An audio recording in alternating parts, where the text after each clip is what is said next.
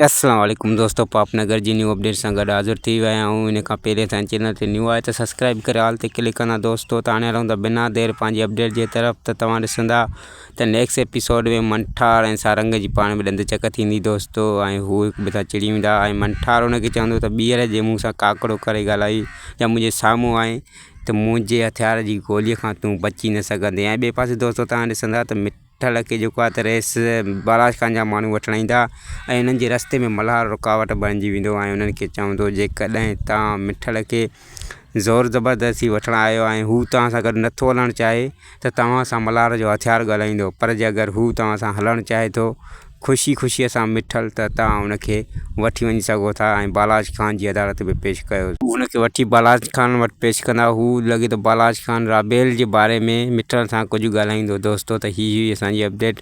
वधीक अपडेट ॾिसण ऐं ॿुधण लाइ सब्सक्राइब कयो असांजे चैनल खे। ख़ुदा हाफ़िज़।